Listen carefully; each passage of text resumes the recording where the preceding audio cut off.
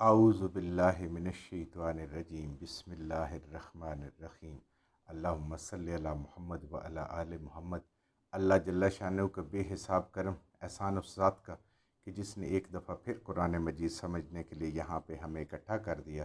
آج ہم انشاءاللہ 7واں پارہ سورہ الانعام کی آیت نمبر 89 سے اپنا سبق شروع کریں گے۔ سورہ الانعام آیت نمبر 89۔ اعوذ باللہ من الشیطان الرجیم بسم اللہ الرحمن الرحیم اولئک الذین آتیناہم الکتاب والحکم والنبوۃ فإن یکفر بها ہؤلاء فقد وکلنا بها قوما لیسوا بها بکافرین۔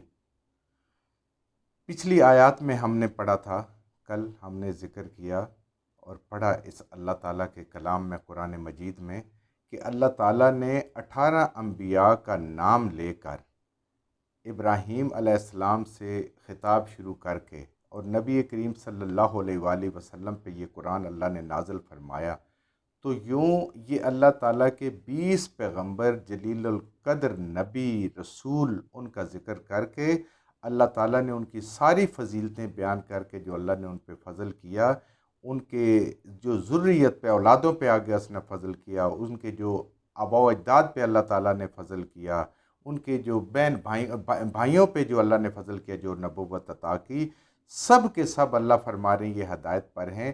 لیکن شرک اتنی موذی چیز ہے اور اللہ تعالیٰ کو اتنی تکلیف دینے والی چیز ہے اور اللہ کی اتنی ناپسندیدہ چیز ہے، اللہ فرماتے ہیں کہ ان کی ساری یہ چیزیں، ساری محنت یا کارت جاتی جو انہوں نے دین کی خدمت کے لیے لگا دی اور اللہ تعالیٰ کی حکم کے مطابق زندگی گزارنے پہ لگا دی، اگر یہ بھی شرک کرتے۔ اب انبیاء سے شرک کا تو شائبہ تک نہیں ہو سکتا، انبیاء تو گناہوں سے معصوم ہوتے ہیں، تو شرک تو سب سے بڑا گناہ ہے، اس لیے یہ ممکن نہیں ہے۔ تو اللہ تعالیٰ یہ سمجھا رہے ہیں ہمیں، ان آیات میں اللہ تعالیٰ نے ہمیں یہ سمجھایا کہ اے بندے، شرک مجھے اتنا ناپسند ہے، اور شرک اللہ تعالیٰ ہم نے پیچھے بھی پڑھا کہ کوئی اور گناہ جو اللہ چاہے معاف کریں گے مگر شرک کو معاف نہیں کروانے گے۔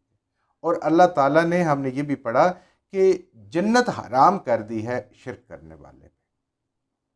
اس لیے انسان کو اپنی زبان سے الفاظ ادا کرتے ہوئے، کوئی بات کرتے ہوئے، کوئی عمل کرتے ہوئے، کوئی کھاتے پیتے ہوئے یہ ضرور سوچنا چاہیے کہ کہیں اس کے اندر غیر اللہ انوالو تو نہیں ہے کہ اس کو بھی راضی کرنا ہے۔ غیر اللہ کو جب بھی راضی کرنا ہوتا ہے انسان، تو یہ وہی کافروں والا، مشرکین والی بات ہے کہ یہ ہمیں اللہ کا قرب عطا فرمائیں گے۔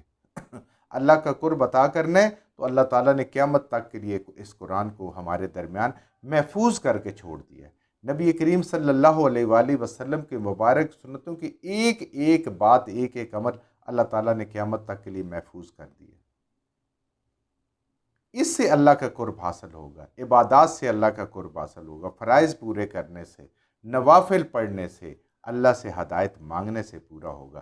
کوئی مخلوق میں سے سوائے انبیاء کے اللہ تعالیٰ کے راستے کی طرف ہدایت نہیں دے سکتا۔ اللہ ہدایت دیتا ہے، اللہ نے اپنے انبیاء کو چنا، اس کے بعد پھر ان کے راستے پہ جو چلے وہ انسان وہ بھی ہدایت پر ہیں۔ لیکن ہمارے پاس چونکہ اللہ کی کتاب موجود ہے، قرآن موجود ہے، ہمارے پاس تو ہدایت کا سرچشمہ موجود ہے۔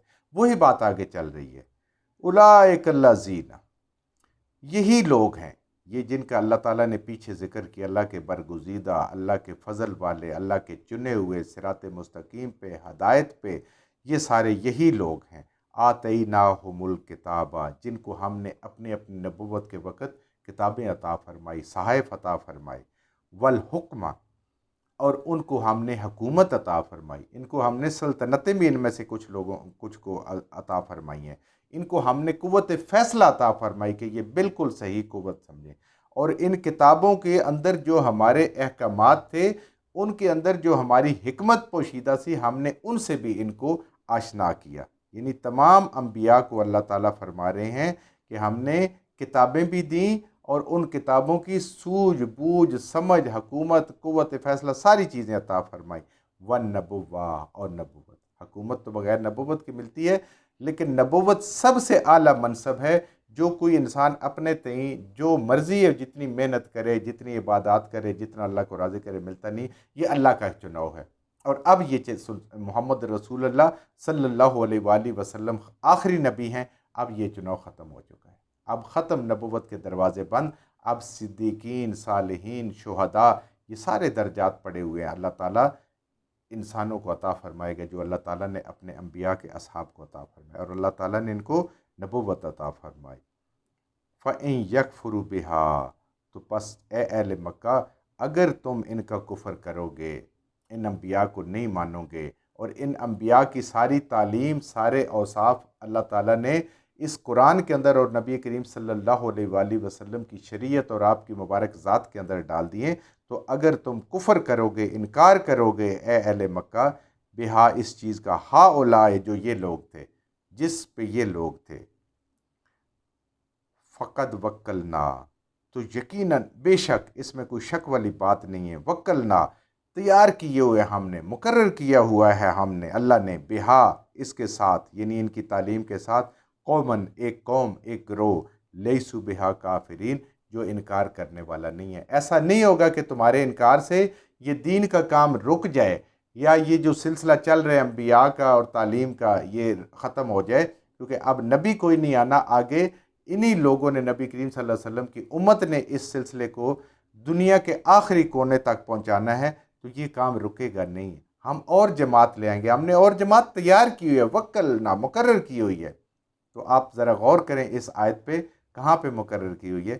مدینہ میں مقرر کی ہے. جیسے ہی مدینہ والا دروازہ کھلا، مدینہ والی کھڑکی کھلی، آپ دیکھیں اسلام کیسے دن رات میں بدلنا شروع ہو گئی، ترقی ہونی شروع ہو گئی، لوگ جوک در جوک آنا شروع ہو گئے. 6 مہینے کے اندر، ہجرت کے 6 مہینے کے اندر اسلامی ریاست کی نبی کریم صلی اللہ علیہ وسلم نے بنیاد رکھ دی. تو یہ کام رکنے والا نہیں ہے. اب کون خوش نصیب ہے جو اس کام کے لیے استعمال ہو جائے. تو اللہ تعالیٰ نے تمام انبیاء کا اس لیے یہاں پہ ذکر کیا کہ ہر نبی کی جو دعوت ہے وہ ایک ہی ہے. آدم علیہ السلام سے لے کر نبی کریم صلی اللہ علیہ وآلہ وسلم تک ہر نبی کی دعوت ایک ہے. تو اس لیے سب کا ذکر کیا. اللہ کی کتابوں میں توحید ایک، ان کے اندر باقی جو شریعت کے احکامات ہیں ان میں کچھ تھوڑا بہت فرق ہوتا ہے. نبوت ایک جیسی، رسالت ایک جیسی. تو اللہ فرما رہے ہیں کہ یہ مہاجرین اور انصار تیار بیٹھے ہوئے ہیں، یہ لے جائیں گے. اے اہل مکہ سمجھ جاؤ اپنا ہی نقصان کرو گے، اس دین نے غالب آ کر رہنا ہے. اب بات ہے کہ اپنا اپنا نصیب ہے کہ کس میں اس کا حصہ ڈلتا ہے اور کس کا نہیں ڈلتا. ابو جہل، عتبہ، شیبہ، ابو لہب، کتنے کتنے بڑے بڑے نام تھے اپنے وقت کے، بڑے مدبر اور کیا کیا بادشاہ اور سردار اور فیصلے کرنے والے، ناکام و نامراد لوٹ گئے. اور غلام حضرت بلال حبشی، حضرت سمیہ، اللہ نے ان کو ایمان نصیب فرما دیا. اللہ اکبر، یہ میرے رب کی مرضی ہے. اولئک الذین ھدی اللہ، یہی لوگ ہیں ھدی اللہ، جو اللہ کی طرف سے ہدایت پر ہیں، جن کو اللہ نے ہدایت فرمائی ہے. یعنی اللہ اور اللہ کے رسول اور اس کے انبیاء ہمیشہ ہدایت پر ہوتے ہیں. فَبِہُدَاهُ مُقْتَدِہ، تو پس اگر تمہیں بھی ہدایت چاہیے، یہ لوگ ہدایت پر ہیں، اگر ہدایت چاہیے مقتدی، ان کی اقتداء کریں. جیسے امام کی اقتداء کی جاتی ہے نا، قیام میں ہوتا ہے انسان، قیام میں ہوتا ہے، وہ رکوع میں جاتا ہے انسان، رکوع میں چلا جاتا ہے، وہ سجدے میں جاتا ہے، سجدے میں، وہ بیٹھتا ہے اٹھتا ہے، سارا اس کے پیچھے پیچھے. اللہ فرما رہے ہیں کہ ان کی اقتداء کریں، ان کے نقش قدم پہ چلیں، جو یہ کر رہے ہیں اس کی نقل اتاریں، اس کے پیچھے پیچھے چلیں، کیونکہ انہی کی اطاعت تمہیں سیدھے راستے پہ لے جائے گی، کیونکہ ان کو اللہ نے ہدایت دی ہوئی ہے.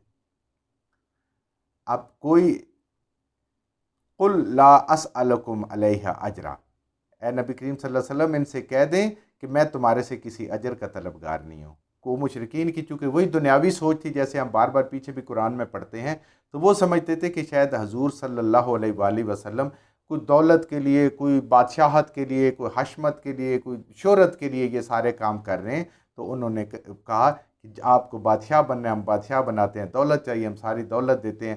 نعوذ باللہ کہیں پہ آپ کو اگر آسیب آ گیا ہم آپ کے علاج کراتے ہیں اپنے خرچ پہ. ہمارے بڑے بڑے کاہن اور جادوگر اور وہ سارے واقف ہیں، عامل اور اس طرح کے علم والے سارے. تو اس چیز کی اللہ تعالیٰ تردید کر رہے ہیں کہ میرے پہلے انبیاء کو بھی اور محمد الرسول اللہ صلی اللہ علیہ وآلہ وسلم کو بھی دولت کی ضرورت نہیں ہے، وہ تو اس بات پہ حریص ہیں کہ تم کامیاب ہو جاؤ۔ وہ نبی جو ہے وہ امت کا خیر خواہ ہوتا ہے، انسانوں کا خیر خواہ ہوتا ہے، اس کا دولت سے کوئی سروکار نہیں ہے۔ تو اس پہ کوئی بادشاہت نہیں چاہیے، پیسے نہیں چاہیے، دولت نہیں چاہیے۔ آپ صلی اللہ علیہ وآلہ وسلم نے تو فقر کو پسند کیا ہے۔ ان ہوا الا ذکر للعالمین، بے شک یہ قرآن، ان ہوا بے شک یہ قرآن، اللہ مگر ذکر نصیحت ہے، للعالمین تمام جہانوں کے لیے، قیامت تک آنے والے سب لوگوں کے لیے اللہ نے اس کو نصیحت بنا دیا۔ جو پڑھے گا، جو سمجھے گا، اس کو نصیحت مل جائے گی۔ جو اس سے دور رہے گا تو نہ اللہ کو ضرورت ہے، نہ اللہ کے دین کو ضرورت ہے، اور نہ اس قرآن کو اس بندے کی ضرورت ہے۔ تو یہ قیامت تک اب نبی کریم صلی اللہ علیہ وآلہ وسلم تو اس دنیا سے وصال فرما گئے۔ اب یہ حکم آپ کی ساری امت کے لیے، جس نے کلمہ پڑھ لیا، ایک ایک انسان کے لیے اس بات پہ اللہ کا حکم ہے کہ اس کو دنیا کے آخری کونے تک ہر انسان تک پہنچاؤ۔ اے محمد رسول اللہ صلی اللہ علیہ وسلم کی امت، یہ آپ کی ذمہ داری ہے۔ جو کچھ ہم نے صحیح پڑھا، اللہ ہمارے ذہنوں میں، دلوں میں بٹھا دے۔ جہاں جہاں پڑھتے بولتے ہم سے غلطیاں ہو گئی، اللہ میں معاف فرما دے، اور ان غلط باتوں کو ہمارے ذہنوں سے، دلوں سے اللہ کی ذات نکال دے۔